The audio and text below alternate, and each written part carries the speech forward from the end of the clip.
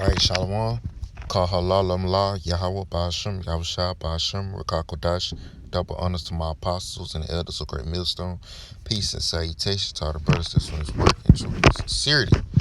Now I'm back. This is your brother Patak coming at you again through the spirit and inspiration of Yahweh Shem Shah. As you can see, it's this video slot. This video, UFO sighting over Mexico.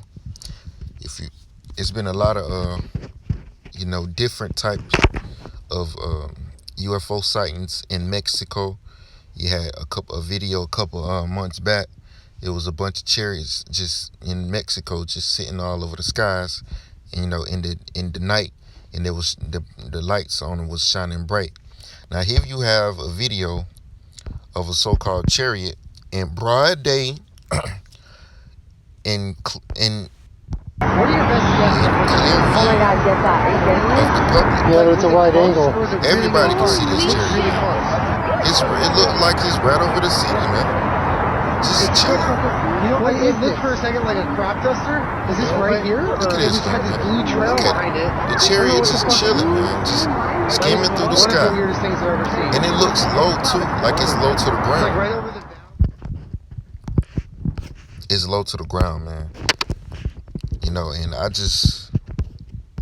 the scriptures speak of, the spirit been heavy on prophecy lately. But one thing about prophecy is this so-called chariots are a part of that prophecy. This is Zechariah 5:1. It says, "Then I turned and lifted up mine eyes and looked, and behold, a flying roll." And that's what these people just witnessed. They just witnessed something that flies, man. It's not a aircraft that Esau created. It's an aircraft that's out of this world, out of this world's technology. And he said unto me, "What seest thou?" And I answer, "I see a flying roll." From far distance, it looked like a flying disc. But the chariots can come in many different sizes, shapes, and forms. It says the length thereof is 20 cubits, and the breadth thereof 10 cubits.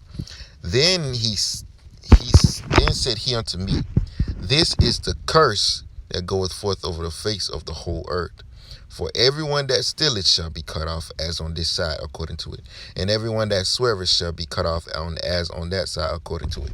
So these so-called UFOs, which are IFOs, or chariots of Yasha Allah, they are gonna continue to increase. The sightings of UFOs or chariots, as we call them, people in the know, the brothers in the know, they call them chariots, because that's what they are. They're vehicles. You have your modern day chariots, like these cars that we ride in. They ain't nothing but chariots, man. But these are chariots that fly, man. Those are the vehicles of the Lord. Just like we have vehicles, our vehicles can't do that because Esau don't have that technology. That's the Lord's technology right there. Chariots that defy gravity, defy the laws of so-called physics, go fast as the speed of light, This is the Lord's technology. Okay, it says, verse 4, "I will bring it forth, said Yahweh of hosts, and it shall enter into the house of the thief." Now, who is the thief? The thief is Esau, Edom. You Amalekites, you the whole nation of Edom. You descendants of Esau, you Idumeans, That's who house is gonna enter in, And mainly Esau's house is America. America is a stronghold for Esau. It's a stronghold. And America is a place where majority of the Israelites are. The so-called Jakes are, Negroes, Latinos, and Native Americans. This is the big melting pot, man. A majority of our people are in America, in America, man. All throughout the states. It says, "And into the house of him that sweareth falsely by my name, and it shall remain in the midst of his house, and shall consume it with the timber thereof and the stones thereof." So the Lord is going to cause these chariots to remain in the midst of America. They're going to be always in the midst of America. Because Esau cannot hide this technology anymore. He cannot hide the fact that the Lord, well, these vehicles exist, man. He can't hide it no more. And it's beautiful, man. Seeing these chariots manifest themselves like they doing, man. And it's only gonna increase. You know, they only gonna increase more and more. These sightings are gonna continue to increase. You know, to the Esau just can't take it no more. You know, until the Lord comes back, man. Because that's what Yahushua coming with. This is 2nd Esdras 13:1. It says, "And it came to pass after 7 days I dreamed a dream by night. And lo, there rose a wind from the sea that removed all the waves thereof." Now that sea is not actually talking about a sea. It's actually talking about, you know, the outer space, the heavens, man. You know, if you go to the book of Genesis 1, it will explain that there's waters above the firmament and there's waters below the firmament. You know, and we are below the firmament, man. It says, verse 3, it says, "And I beheld, and lo, that man waxed strong with the thousands of heaven." But who are the thousands of heaven? The angels. The angels are coming with Yahushua. Because the angels are going to be delivering and destroying, man. And when he turned his countenance to look, all the things trembled that were seen under him. And whithersoever the voice went out of his mouth, all they burned that heard his voice, like as the earth filleth when it filleth the fire. So when Yahushua returns and he's on that big fathership, man, I'm talking about big. You know, who knows how big this chariot gonna be, man? But Yahushua gonna do it in style, man. You know, it's gonna be beautiful. You know, trying to imagine how big that chariot is gonna be, man. You'll just have to see it, man. It says, all they that burned heard his voice, because that when the Lord Yahushua, you know, opens the bottom of that chariot, it's raining. When the Yahushua opens the bottom of that chariot, that fire, that concentrated beam of fire is gonna come out of it, man. You know, just like they showed you on that movie Independence Day, when the chariots came and blocked out the sun, and they was stationary for a minute, but then they started destroying. Hey, that ain't how Yahushua coming, man. When Yahushua appears, man, he's destroying. You know, he's killing. He's executing judgment, man. Just like that video that just recently came out. That young girl, she's saying he's coming, he's coming. Yahushua is coming, man, and it ain't no delay in this coming, man.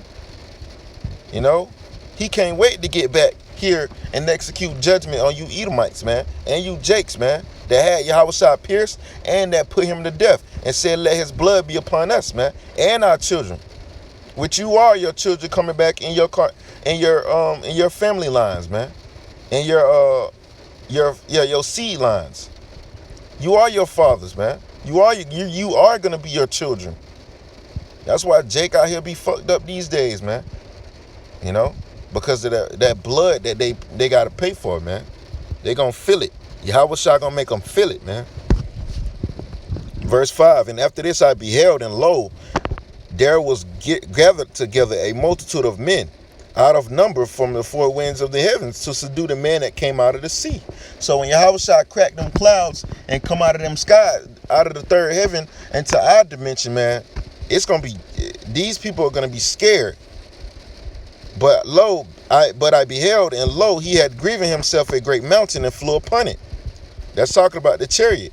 "But I would have seen the region or place wherewith the heel was graven, and I could not," because the chariot was so big, he thought it was the biggest, just a mountain just in the sky, man. That's the best way he could describe it, because he couldn't describe it any other way, man. Verse 8, "And after this I beheld, and lo, all that were together to do him were sore afraid, and yet durst fight." Because they're going to be scared, man, when they see these things happening, man. When they see Yahushua on that chariot, man. And lo, As he saw the violence of the multitude that came, he neither lifted up his hand nor held sword nor any instrument of war. But only I saw that he sent out his mouth as it had been a blast of fire, and out of his lips a flaming breath, and out of his tongue he had cast out sparks and tempests. Because Yahweh Shai is going to open that chariot, open the bottom of that chariot, and concentrated fire is going to come out of there. And it's going to zap a lot of people to powder, man. You know, it's going to kill a lot of people. You know, that's concentrated fire. It's going to evaporate your ass, man. And they showed you that in the war of the worlds, man.